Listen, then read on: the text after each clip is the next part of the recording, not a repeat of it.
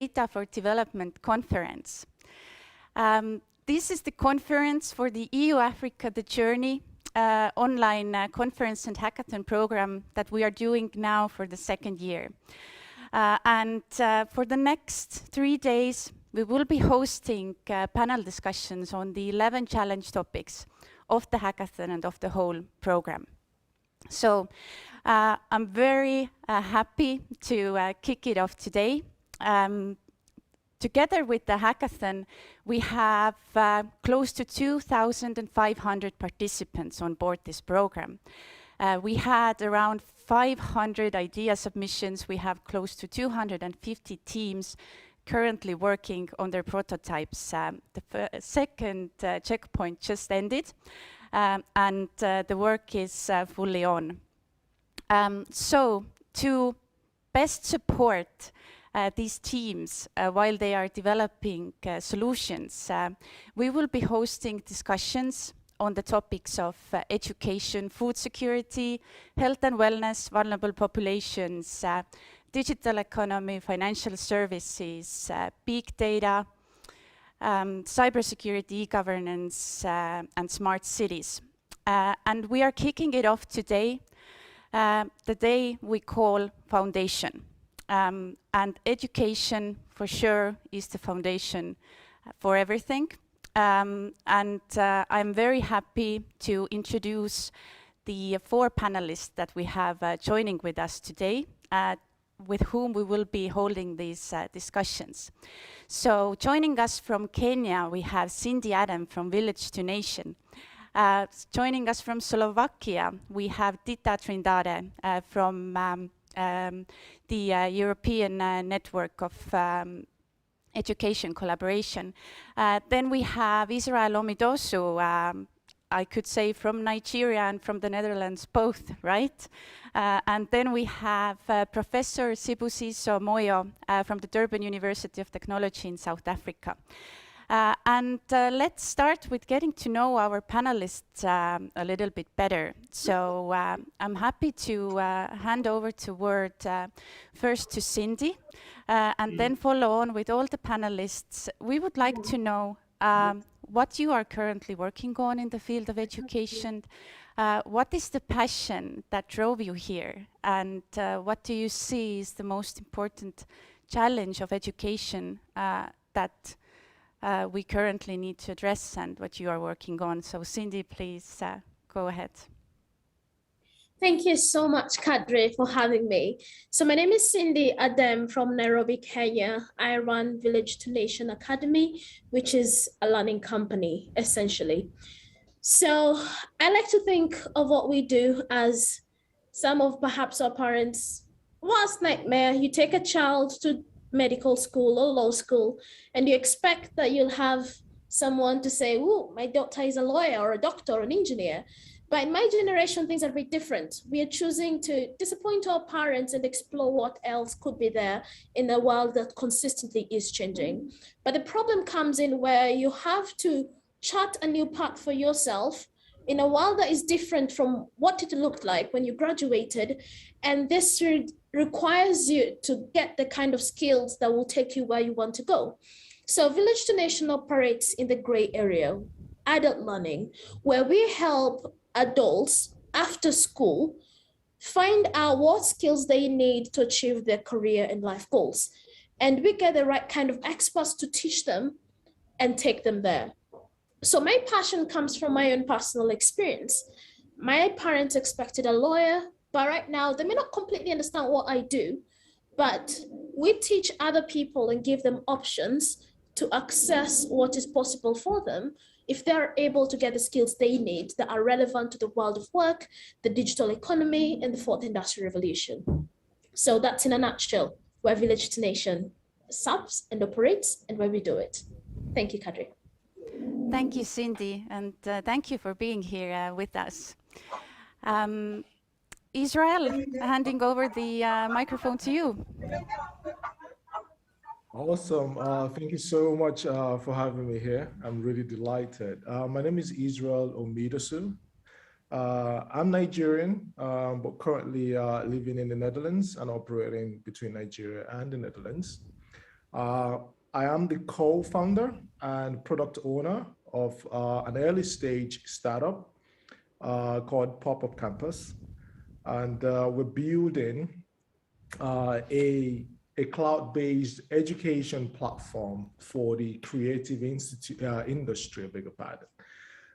It's a highly intuitive SaaS platform integrated with 3D, augmented reality, virtual reality technology. And this is so that we can enable creative institutions and educators to be able to easily design and deliver experiential programs using just a drag and drop tool. Right now, we of course know how big and how fast growing the education industry is. So we're hoping that we can have an interesting conversation this morning to be able to unlock some of the potential, discuss the challenges, and provide some insights on how we can tackle the difficulties in the education system in Africa. Thank you.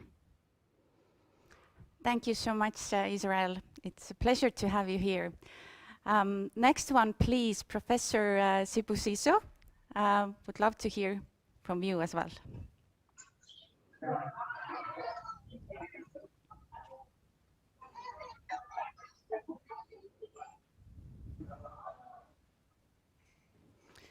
Hello. Hello.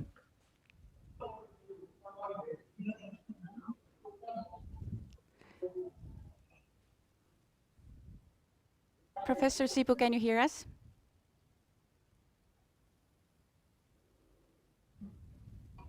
Sorry. Hello, can you hear me? Yes, we can. Okay. Yeah, I can't hear the other speaker very well, but I'll just introduce myself quickly. So my name is Sibu Moyo. I'm the Deputy Vice Chancellor for Research, Innovation and Engagement at Durban University of Technology. I'm a mathematician by background, but my current role involves really supporting students within the university, researchers, as well as, we also try to look for grants, which can help our postgraduate students. So within the South African context, we have, and within the university sector, the higher education sector, and I think this would apply generally, to the African continent, but I'll talk mainly about, the South African context as well, is that we have a lot of youth who get degrees, and then the biggest challenge we have is unemployment. So one of the programs we run around the university is the entrepreneurship program, where we try to ensure that we provide a facility within the university where students can practice entrepreneurship in a safe environment. But we do fund them as well to start up their own enterprises as part of the, the initiatives in our case to make sure that students are able to create work for themselves and create employment opportunities. So some of the things we try to do is really look at aligning our strategy to the strategic to the sustainable development goals and the strategic goals of the university and the country as well. So you'll find that within the higher education sector, we have what we call the Entrepreneurship in Higher Education Development Program, which is hosted by the Department of Higher Education and Training, and all our 26 public institutions belong to that network. And part of the work we are doing through that is really trying to provide opportunities for students to get educational training in entrepreneurship, and then practical training as well. And then also experiment with their business so that their startups, by the time they graduate, they can actually, be able to scale up those businesses. So I'm very passionate about youth development, but I'm also very passionate about some of the work that we do around, making sure we support, students and girls in particular in the science, technology, engineering areas, because that's also an area where we feel it is really linked to development, and that those two areas need to move together, making sure that we are training people in the right core areas that can help them to, become independent and also contribute to the economy, but also making sure that we can also help our youth, to start up their own enterprises so that they are able to become active citizens within our economy. So that is me for now. Thank you so much. Thank you, Professor. And you are also attending the hackathon as a participant, right? You are in a team at the moment building a solution. So That's such a great example of really taking the maximum out of this program. So thank you for finding the time from your busy schedule at the hackathon to attend this session. And last but definitely not least, we have Ditta here with us. So the microphone over to you. Thank you, Kadri. Well, I'm humbled by all these wonderful people that I have the pleasure to share the panel with. My name is Ditta. I'm based in Slovakia. I'm Slovak. I have lived for 19 years abroad.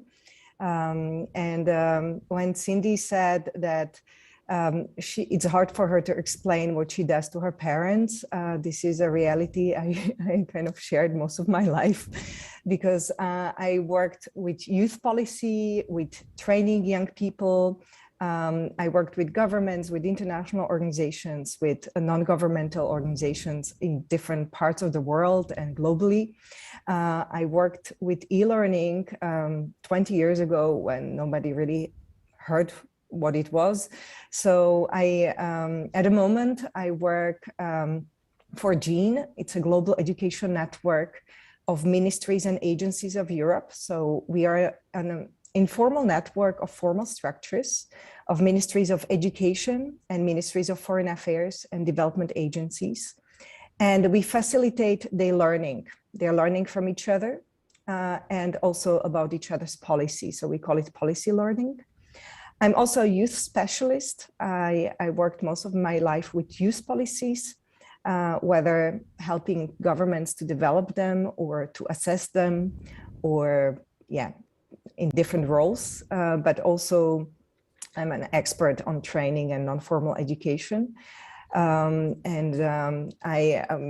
Israel, you're based in Netherlands, so I have to connect you with Masterpiece. I'm a chair of, it's a social entrepreneurship, a global network of young change makers that work through arts towards peace.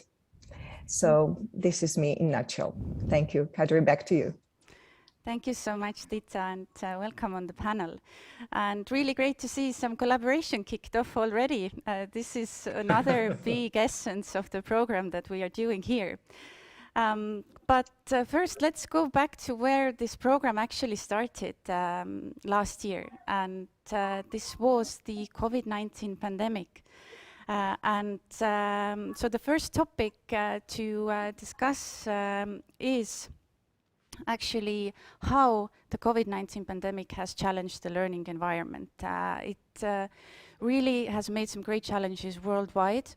And yet, at the same time, we have seen and experienced how digital tools for learning can help relieve those challenges. So the first question would be that can we use the digital tools? How can we use, and what are the challenges of relieving this pandemic effects on education at the moment, and especially in the context of Africa? So, Cindy, what is your take on this? What are your thoughts here, or experiences, because you are building a digital learning platform, right? Yeah. And thank you very much, Kadri, for that as well. So ways in which we have seen the digital world able to bridge in the gap when it comes to education. The first one that's off the top of my head is that it makes business sense. Because of the very nature of digital, it means that the potential for scale is massive. You can access a lot more people for a lot less resources. And this savings in costs can be transferred to the end-term learners. What does this mean? For us as business people, so long as the economies of scale favor us, and it enables us to ensure that if we want to reach 10 people versus 100 people, we can keep the cost at a specific amount, yes? So what does this mean for the end goal learners? It means that they do not have to spend fare or fuel to come to a specific location to get the skills they need. So logistically, it makes sense. In Kenya, perhaps it's a bit different in countries where cost of data is higher, but in Kenya, for as little as 20 shillings, which is 20 cents US dollars, you can get 1 GB. 1 GB can allow you to get perhaps an hour or two of e-learning, if depending on the platform you're using. So we are able to make access to education very affordable. And with the proliferation of digital devices and whatnot, it means more people can be able to be work ready. So that's a good thing. The other thing that I feel like is huge is the potential for micro learning. A lot of times, and out of experience, nobody wants to spend 3 hours or half a day in a class. If you're able to have a model that allows someone to have 10 minutes of studying a specific thing every morning, and within a week, they've gotten the specific concepts that you want to pass across, it increases the ability for retention. So that in itself is a good thing, okay? So why we feel like this is something that has to be done and has to be done immediately is because the fast-paced nature of the world of work does not allow us to leave anyone behind. So being able to come up with ideas, the kind of ideas that Israel is working on in Netherlands, and have the kind of policies that Ditta is working on in Slovakia, with the kind of workshops Dr. Moyo has in South Africa, a lot of ecosystem players can come together and we can play a specific role in moving the needle forward. So those are some of the opportunities that we feel I feel as Cindy and Village to Nation that we can do to enhance education and increase access in the continent. Thank you, Cindy, for that. Israel, I would go to you next and your thoughts and experiences here. Well, thank you, Cindy. I think you've touched on quite a lot of things in that very short statement. There is indeed this very wide gap between what students learn in the classroom and what the job market actually wants. And that's why when we have graduates out of university, they struggle for the first 1 year, 2 years, or even 3 years to find the right job, because what they've learned in the classroom and how they've been taught is sometimes obsolete. We live in a tech age where technology is evolving at a lightning pace. The workplace is shifting massively, and just look at the pandemic already and how the workplace environment has quickly, been transformed just in the space of, 18 months, right? But you know how long it takes for a university system to be transformed? Sometimes it takes maybe 10 years, a decade, to change curriculum and change maybe professors and all of that. So the challenge is real, it's there. And I think one of the ways that we can bridge the gap is using maybe digital tools, technology, to connect the classroom and the workplace, so that students who are currently in the university, colleges, polytechnics, whatever they're studying in Africa, can have access to maybe instructor-led programs from professionals in the field.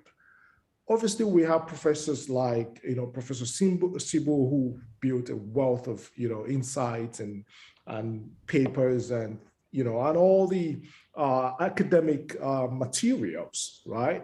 But if we can sort of supplement their work by linking students with maybe internship opportunities, live case studies with, professional corporate offices or engineering companies and all of that, that brings the workplace into the classroom. So just bridging that gap using technology is a great way. One of what we're working on at Popup Campus and what we're building right now is a similar solution. We have millions of kids in Africa that are talented and super creative. And from a personal experience, I had to travel out of Nigeria to go to Dubai, for example, to get a 3-month certificate program because I couldn't find it anywhere else in Africa. So how about we create tools that help students in Africa to be able to access top quality education anywhere in the world? And I think technology has a huge part to play, but I guess we're going to have to look at how we're going to implement all of these and put this in, in practice. But yes, there is that challenge, and yes, there is a way out if we can build linkages between the classroom and the workplace. All right. Well, this is a very good question to hand over to Professor Sibu, who is in the classroom daily. So what is your thoughts here on how can the digital tools help in modifying the education environment in a way that the formal education would better fit the needs of the job market? And what Israel pointed out is that actually linking the job market, so to say, to the classroom.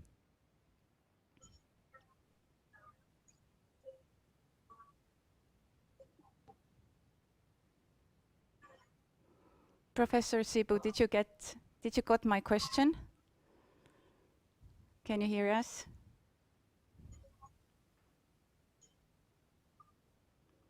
Professor Sibu, can you hear us? It seems that no at the moment, so perhaps our technical team can support Professor Sibu in getting her audio fixed. Meanwhile, let's move on with the question about the pandemic relief in education. And I wanted to ask from Ditta, based on your experiences in building up... Sorry, so can I maybe ask, can Israel, maybe if you can just say the question for me, I can hear everybody except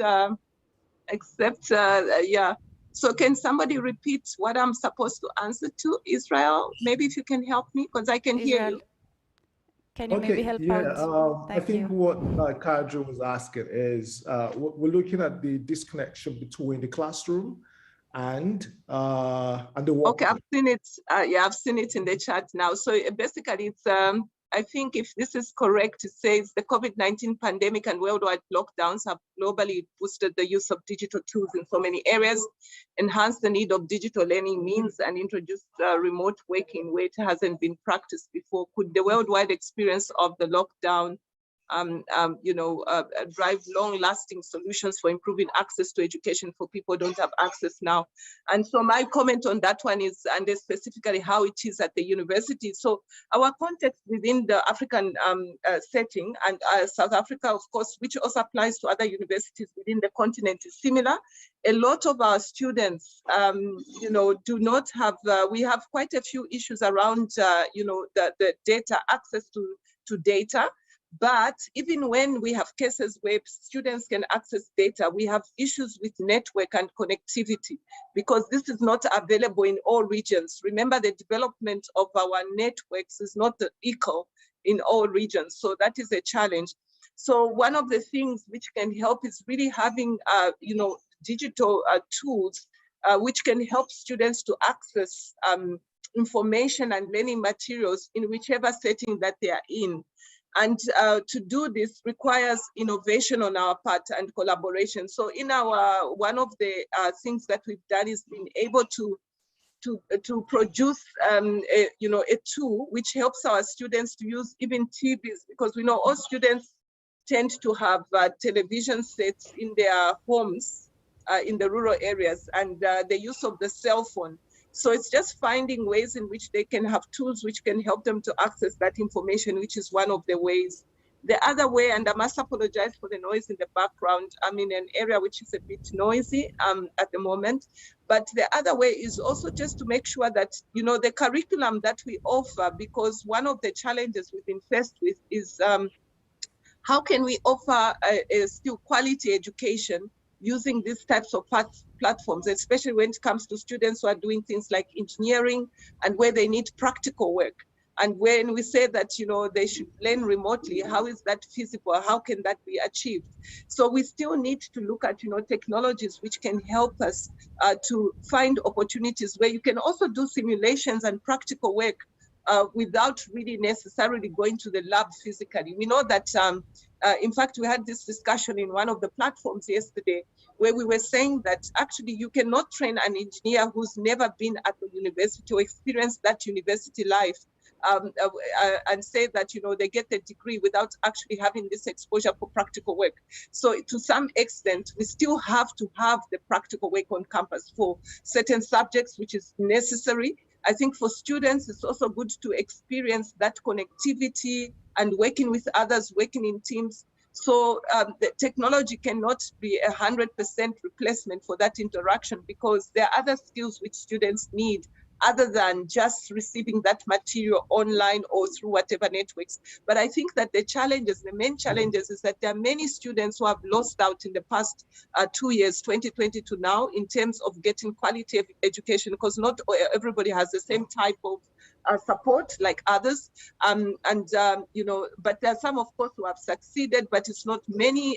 There are many who are left behind. And I think the work there that has to be done is collaboration. I just want to also add that because this is also an international panel, we have to look at how we can continue with collaboration online through different programs, because that also can help to increase the quality of programs that we can deliver. Nothing stops me from attending a lecture that is being given, say, by Ditta, whatever training is given. If we collaborate in that sense, it will help to deliver on some of the programs that we need. So I'll stop there for now. Thank you so much. Thank you, Professor. Yes, I was just about to turn to Ditta with a similar question regarding collaboration. The program, the EU-Africa, the journey is, next to digitalization, one of our key focus is on collaboration. And Ditta, you are quite experienced in building the collaboration networks across Europe. So it would be great to understand from you, to share what are the successes there and what can be the actual benefits. If we are talking about Africa to start really building collaboration networks, then what would be the way to go and what are the good experiences to take on from that? Thank you, Kadri. Well, thank you for the question. It's not an easy one to answer. But I think the first kind of assumption is to have trust, right? Because if you want to learn from each other, there must be trust that you're contributing to something. And, you know, in a panel we meet and we can share resources, but sometimes, and I don't take it personally, but sometimes we can be also in competition, right? Because we are working in the same market or talking about the public sector. You know, education has been, and it still is for a long time, a national priority. And, you know, there are many barriers to sharing and learning. So we operate in the governmental network, and the Chatham House rules, right? Some of you are lawyers, so you may know what it is. So, so basically, within the network, we share, and nothing leaves the network. Okay, so when you want to establish a learning network, it's good to keep it within the network and not quote unless you get a prior approval. Okay, so then people can kind of lower their protection barriers and can share more carefully, I mean, more openly and honestly. We often talk, you know, about the good things, but another, I think, great importance in a learning network is when we manage to learn from our failures, like, okay, what didn't work and how it didn't work elsewhere, so that when we can see that we are going that path, we can change something so that we don't continue such as that other experience that didn't really work out. And that requires lots of kind of, openness to learn, to be able to learn from the failures, not only your own, but also of the others. But I think in education, often when we work in new context, where we don't know whether the public that we are going to offer our solution for has the technology required. I mean, we may have some assumptions, but is it really? And then there are all questions of inclusion. So how do we provide our learning for those who may want it, but may not have access to the tools, to the internet, to, well, a variety of things. I would also say that networks need to be facilitated. It's an assumption just putting people together that it will just happen on its own. I think those who develop learning know that it needs to be designed, and same goes for learning networks. So it takes a little bit of an effort and also a little bit of resources. Sometimes it's, in my experience, good to start small. So we don't need to have a huge network of 100 institutions and people. No, we can start 6 and grow gradually and learn from each other. And then the learning is also relevant to the people and to the issues that are being looked at. So I don't know how much time I have, so maybe I just stop here and give the space to the others. Thank you, Ditta. I would actually now, yes, give the space to Cindy, because Cindy, I know that with Village to Nation, you are also building a network, right? And would love to hear from you also. How are you building that network up? What are the foundations there, and how is the collaboration happening in there in terms of education? Thank you so much for that, Kadri. And there's a lot that Ditta has said that I really, really resonate with. When she said that we are essentially in a trust economy, she is right, because you can't create relationships without vulnerability. And for us, a big part of what has enabled us to connect with other people and other players in the networks is being very honest about where we are at, what we can do, and what we are hoping that they bring on board. And when I'm talking about networks, I'm not talking about not just other institutional partners. We're also talking about our learners, for instance, our instructors.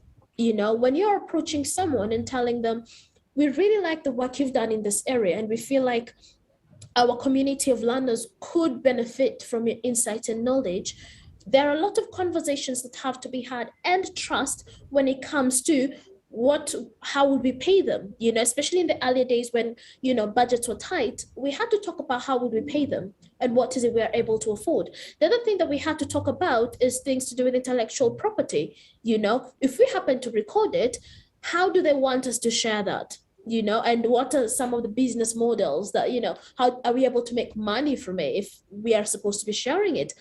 And even if the partnership didn't work out long term, what we said we would do, we were committed to doing it even afterwards. So that had to remain. But the other thing that I also want to agree with Ditta on was when she said about network facilitation. A big part of the strategy we have used so far is in fostering community, not just with our instructors, but also with our group of learners. It's just one thing to show up to one session or 3 sessions for a class on XYZ and like, okay, bye, gone. But it's another thing for us to facilitate the continuous feel of family and community in this group of people that came together at one time to learn this specific subject. I have 1,000,001 WhatsApp groups just for this. And just this morning, they're muted because they drive me crazy. But just this morning, you're saying, oh, guys, I have this opportunity that's relevant to what they learned in class. Who is available to take it up?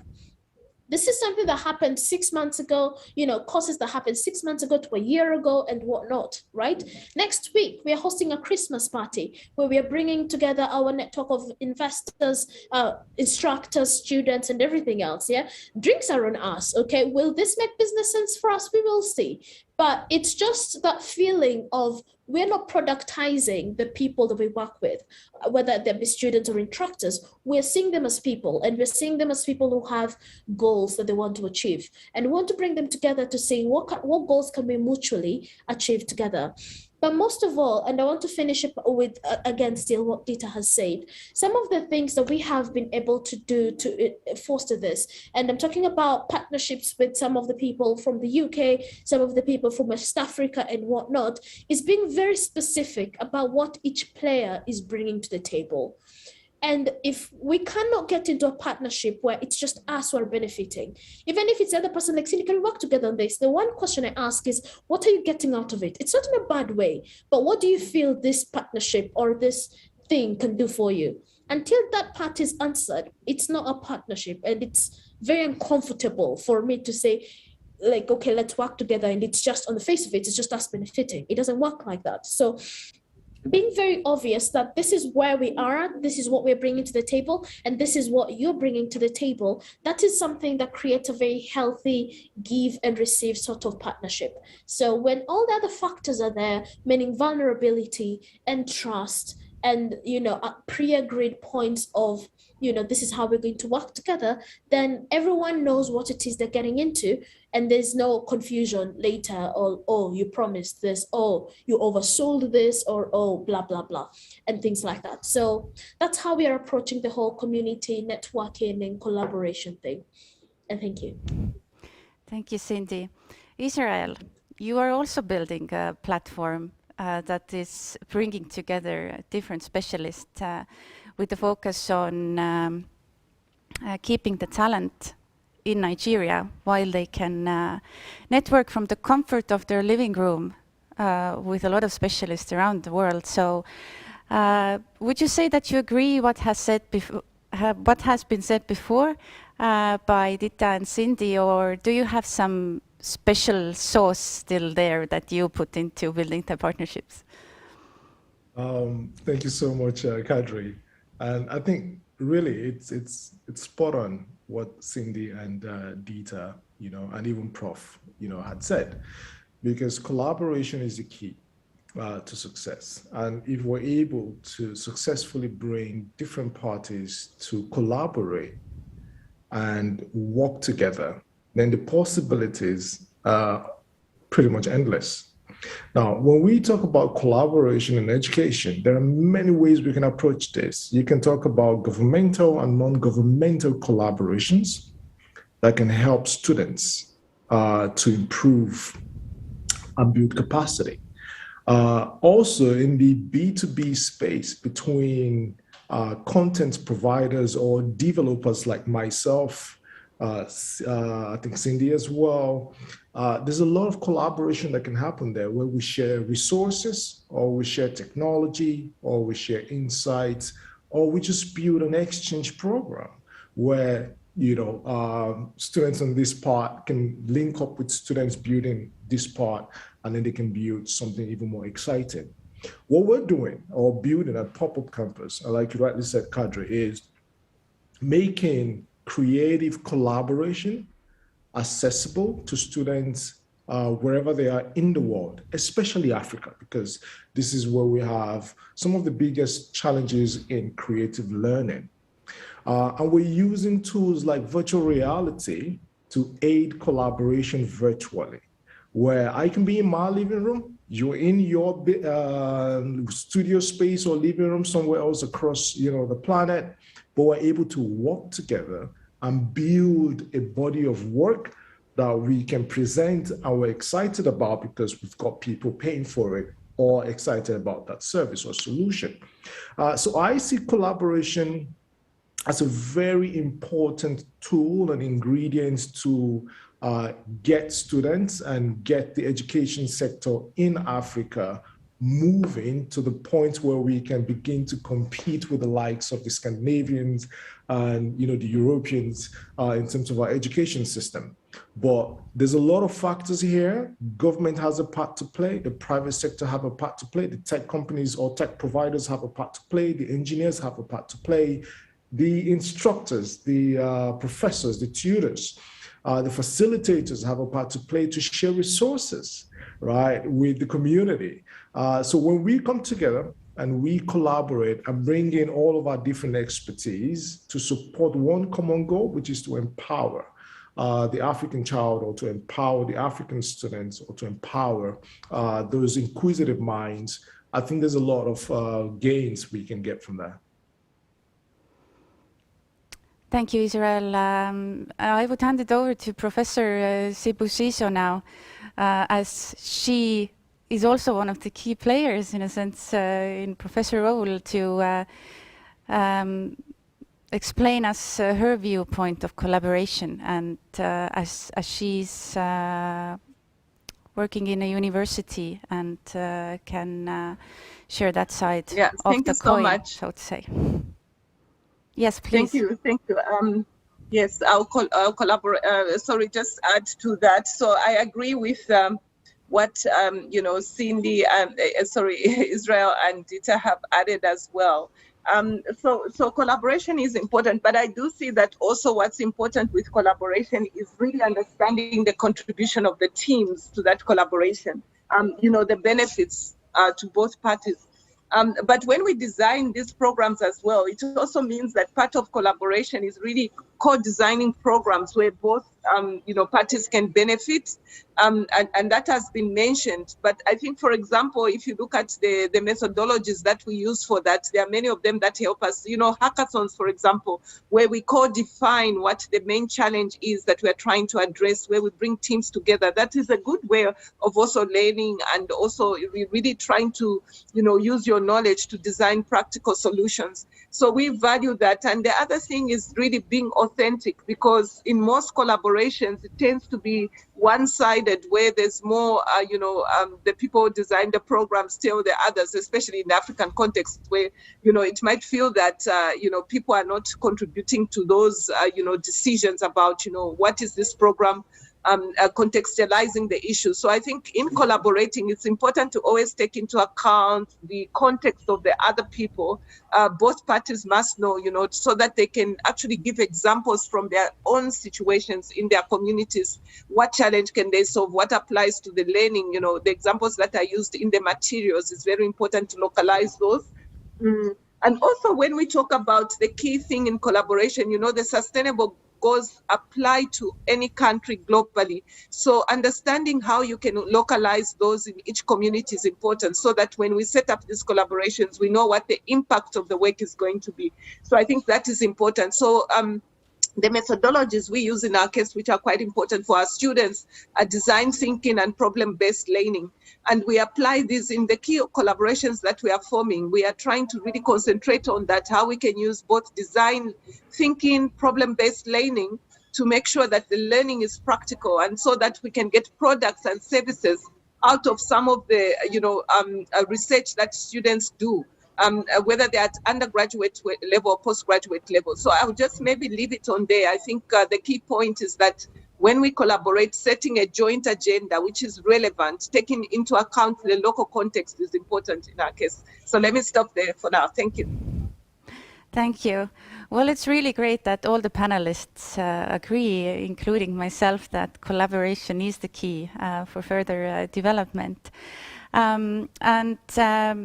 We have now touched upon the importance of digitalization, the challenges and the opportunities. We have talked about collaboration. These are the two things that are in the focus of this program.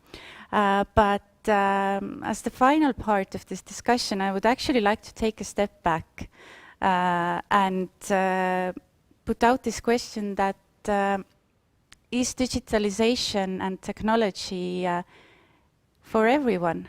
Is it actually a need if we talk about, let's say, creative fields, where Israel, you are working, architects, fashion designers, product designers, or where does the digitalization come in there? Because you are actually building a platform where they could learn these tools, but they would not be working in the digital sector, so to say. They are not software developers or engineers. That is one question here, and also the challenges of digital literacy and digitalization. So we keep talking that digitalization is needed, it can solve a lot of problems, but there is actually also a gap of how to actually get there, how to get to the digital literacy to start actually implementing these solutions. So perhaps Israel, you can go first. To answer these questions. Thank you, Kadri. Thank you, Kadri. I think, digitalization might not be for everyone, but I think will benefit everyone, right? It's important. It's like electricity today. do you need electricity? I guess everybody needs electricity. Does it benefit everyone? I guess so. Can you do without it? Maybe in some places, but then you know where you have to be able to do without electricity. But I think when we build platforms or when we innovate in the space of education, there's a lot of emphasis on how we're using digital tools to support and empower learning. Because if we build tools that does not support and empower and encourage the education system in Africa, or is not positioned to get the students onboarded and get the institutions onboarded, then we failed in digitalization. Now, there are challenges. You know, cost is a factor because building tech tools is very expensive, especially today. And let's not forget that we have the challenges of, you know, lack of technology services or providers. You have data problems, electricity problems in some of our rural communities. You have, you know, lack of access to even a basic classroom, let alone internet service, right? So those challenges are there, and we have to fix those challenges to be able to then, you know, have this penetration of digital tools and technology to these remote locations in Africa where primary, secondary school students and even university or college students can then access sort of premium learning, you know, from the comfort of their living room. And this is what we are trying to achieve. And I think this is what, you know, Cindy, Ditta, Prof are also trying to achieve in their own, you know, capacity. But yes, I do agree that there are huge challenges ahead of us in terms of, you know, pushing down technology and these tools down in Africa and encouraging students to be able to adopt technology. The adoption might be slow, obviously because of some of those factors we've mentioned, lack of electricity, lack of data, access to data or technology, or some of them don't even have a basic radio set in their home to even listen to a radio broadcast, talk more about, you know, a digital phone or, you know, and all that. So those challenges are real. But obviously, I think that's where, you know, companies are coming in, governments are coming in, NGOs are coming in and building the infrastructure that will then enable this digital penetration or digitalization of education to happen. And until then, we'll keep building the infrastructure one layer at a time and onboarding schools, onboarding professionals, onboarding corporates, the government, everybody, the ecosystem players to begin to play their part to then drive digitalization down to the grassroots. Thank you, Israel. So I do know that Cindy and Ditta both have some good examples to share, actually, on working on this challenge. So it would be great to hear, actually, what are some of the actual tangible things that could be done there as well. So perhaps, Cindy, you can go ahead. You have been working in rural areas quite a lot. Yeah, thank you so much for that, Kadri. And yes, our journey started with working in Kenyan rural areas. And one of the first places that we went was the Dadaab refugee camp, which is in the border between Kenya and Somalia. And then we went to Lamu, which again is close to Kenya and Somalia. Very different places. But one of the things that we realized are two. One, not everybody's interested in digitalization. And and it's hard to say this, but I think a big part of the problem is perhaps on us people in the education space and the info that we keep pushing out about technology. We say it in a way that can be very overwhelming for people. Now, the new word on the block is Web3, okay? I'm in the digital/tech space. I still don't completely understand what Web3 is, but it's been pushed around. Now there's Ethereum and NFTs and blah, blah, blah. We still don't have complete grasp of Bitcoin. We have a rough understanding of it and whatnot, but people are just getting used to that. And suddenly there are all these things happening in what sounds like the underworld, you know, underworld to me, you know. So the way we present digital technology can sound very huge and overwhelming and blah, blah, blah. But when we come down and realize that the way people have lived in rural locations, for some reason, their way of life works for them. So we don't want to, in my opinion, to go there and disrupt and start introducing them to Ethereum immediately. What we want to see is, for instance, if you're a farmer in the market or you're a fisher person, okay, what you want to do, you want to introduce it in bite-sized pieces in a way that integrates with the world that they're already very aware of. For example, okay? So if it's just a small person who owns what we'd call a kiosk, which is a very tiny neighborhood corner shop, you know, and maybe the biggest challenge they face is they can't track their profits or losses. Don't start with something huge, you know, just how, from a simple phone, how are they able to calculate it and have a very clear way? You know, you're not trying to get them to become accountants, okay, or CPEKs. You're just trying to help them solve a problem that they're already facing. And sometimes that problem could be they just want more customers, okay? They don't want to sell art, you know, in the underworld. They just want more customers to feed their families. There is a bit of a pleasure in the simple life. So when people like me come from Nairobi and show them and tell them, yo, you have all these problems, let me solve them for you. There's a bit of a, you know, mental bzz there, because they're like, who are you? What do you know about me? And who do you think you are? Okay. So there has to be strategy. And most of all, I will finish up by saying that it is a long game. We're talking about a lot of communities where nobody they know personally, like son of X or daughter of Y, has been able to either directly be involved with or benefit from this technology or digitalization thing. We're going to have to play the long game. You know, let's talk to daughter of Y or son of X, you know, the people who look like they could be interested in it. Okay, take them, let them have success stories they can personally relate with. Then the growing interest comes. We can't grow at the same pace as people from developed countries have, okay? And finally, as I think Ditta mentioned at some point, the people who want to access this knowledge but can't, people with disabilities, for instance, yeah? So one of the things that we've done at Village to Nation is make all our classes accessible, whether they're live or pre-recorded and everything. If we have to bring in sign language interpreters, we will bring in sign language interpreters. It's one of the things that we realize is something that is affordable for us to do, but makes a huge difference when it comes to people who are interested, that can benefit, but they're unable to because there's that gap in accessibility that exists, yeah?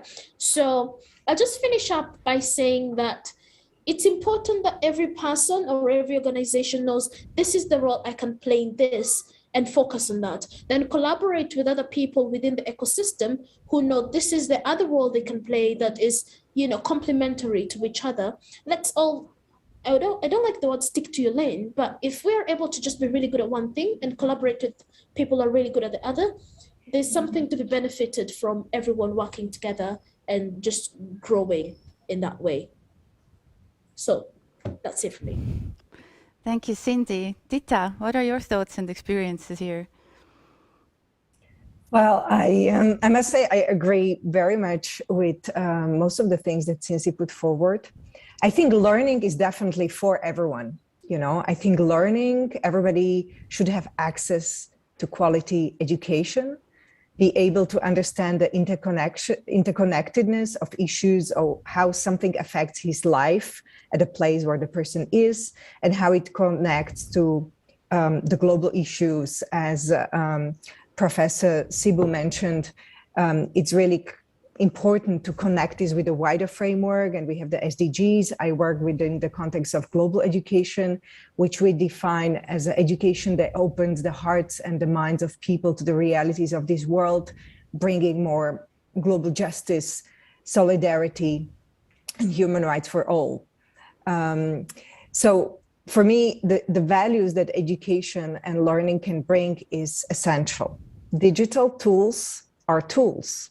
And I think while they can be very empowering for some, and I lived it this year, at the beginning of the year, I worked with indigenous communities in Suriname and seen how access to technology, even in a research form, and reflection in assessment can be super empowering in communities that struggle with access to electricity, that struggle with access to mobile technology, and to internet. right? But those who have and those who manage to participate and show the community how this could be meaningful for the larger community, this is really something amazing, right?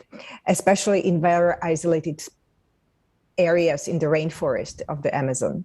So yes, access to technology is important. Is it for everyone? Well, one day I hope that people could have the choice to decide for themselves if they want to be connected virtually or not. But I agree totally with Cindy that the reality of most people living their local lives, and now I'm thinking really of all those that are excluded, those living in a refugee camp, those at the outskirts of the society, people with disability, and so forth. We could name many other groups. I think for many of those, I would rather invest in having good quality educators than give them a tablet, you know. I think having people who can facilitate learning, inspire curiosity, connect them to the outside world in many different forms, even with a blackboard and a chalk, and still facilitate and bring in knowledge, that's amazing. Yes, it may seem sometimes more costly because, with technology, you just say, well, it's all there, you just need to connect. But what about those people that they don't know how to even switch on a computer and they regard it as a monster? I lived in Brazil for many years, and I saw so many computer labs in schools. They were locked because the teachers wouldn't know how to use it, and they thought that the students would break it. So they rather, lock it up and keep it safe because they were scared of it, right?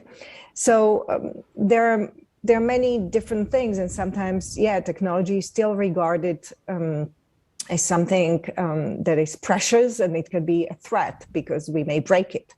So I think it takes time to deconstruct also literacy, digital literacy, and technology. Thank you. Thank you, Ditta.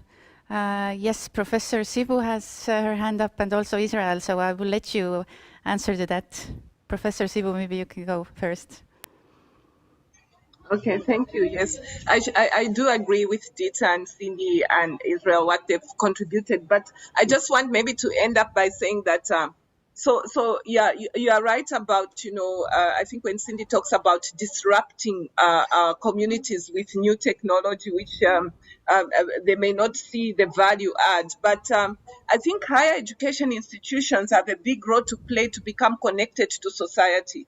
In the African context, I think that we need to work very hard on that in terms of making sure that the universities are not just places which are seen as places to go and get a degree, but to really localize those problems in alignment, of course, to solve the local issues that students face on a daily basis to try and improve the lives of the local communities. So this can be add to the key challenges around, for example, health issues, how technology adds value to that, and how the university and society can set up an agenda which helps students to actually, choose problems for their research selectively, which are actually addressing those local issues. The other area is food security, which is a key area, for the African context and also, the globally at large as well. Food security and insecurity is important to look at. So as part of that agenda. So I think that it's important to look at, how can we use the communities that we have? How can we work with communities to co-identify problems, design those problems, and then co-solve them, co-find solutions with the people that we collaborate with. So while the collaboration intra-African and also globally is important, it's important for us to just make sure that we understand the role that universities can play in advising government, in working with our alumni and our students to make sure we are solving those problems. So I wanted to just maybe end up by mentioning that the value we add to education and the value that society can see depends a lot on how we make sure that with the changes we have seen through the pandemic, and the requirement for us to really try to find other ways of communicating, other ways of teaching and learning, that we can just make sure that we connect with society to make sure that the solutions that we come up with, are appreciated by everybody else, and people can see the value of education. Because right now people are educated as, only worrying about themselves and their well-being, without really caring for the rest of the communities where we find ourselves as institutions. So I think that localization is important, and also being connected and engaged as higher education institutions within the continent, and also making sure we form strong networks beyond our country setups, because I think that diversity, working, for example, with Kenya and other countries as well, is something which we can all benefit, from experiences of other people. So I can just maybe stop there and just say thank you for, setting up this session and just having these intriguing questions which talk about, the values that we can have and the values that we can add to, solving some of the main challenges that society faces as higher education institutions as well. Thank you. Thank you so much. Israel, please, you also wanted to have a word in. Yeah, well, I know we're almost out of time if we're not. I just wanted to emphasize, and great, conversation, honestly. I really learned a lot here already. And I just wanted to, in closing, emphasize the importance of technology in education, especially in Africa. And I personally believe that one of the key differences in the education system in Africa or in developing countries and the education system in the developed countries is innovation and adoption of technology. And if we place importance, because what is technology? What is digitalization or digitization? It's just enhancing what we already have, supporting what we already have. So technology cannot replace education. Technology will enhance and make education more accessible to a lot more people. So if a teacher can teach 30 students at a time, with technology, that same teacher can teach 300 students at the same time with technology. Adoption is important, and we need to emphasize that. We need to encourage that. We need to promote that. And you'll be stunned. As Kadri knows, I also work in the food space, and I'm a co-founder of one of the fastest growing agri-tech startup in Nigeria. And we're currently using technology to support 20,000 smallholder farmers, and we've been amazed at the adoption rate. These are people we thought, they will struggle with technology. They don't even know how to use it. A mobile device. We're shocked. The adoption rate is super high. We onboarded 20,000 in 3 months of farmers. And so if farmers can do that, what about students, right? These are young individuals passionate about technology. We're talking about Finland being one of the best, or having one of the best tech or education system in the world. And what is the key? The bedrock of that is technology and innovation. So this is something I feel we need to encourage in Africa. We need to drive this. There are actors that need to play their part. The governments, local, state, federal governments in our countries have to do their part. Development agencies have to support with providing access to technology, access to internet and data services. And we have to develop solutions to make sure that our learners and our students can use technology to improve their quality of education. So I'll stop here. Thank you so much. Thank you so much, everyone. Thank you for the panel. At the moment, yes, our time now is done. It really has been a great discussion and connected from South Africa, Kenya, Nigeria, Netherlands, Slovakia, and here from Tallinn, Estonia. Thank you so much, all our panelists. I for sure learned a lot from you during this discussion, and I do believe that our participants at the hackathon and our other guests joining in as well. And I wish all the best of luck to Professor Sibu as they are building a solution with their team at the hackathon. Unfortunately, I cannot promote you anymore because it will be unfair to other participants. But enjoy the hackathon, and thank you, everybody. We will be back at 1 p.m. GMT +2 time. We will be continuing with the food security panel discussion. Also, we have health and wellness and vulnerable population panel discussions coming up today as well. So everybody is welcome to join in. Thank you, everybody, and let's have a good day. Bye-bye.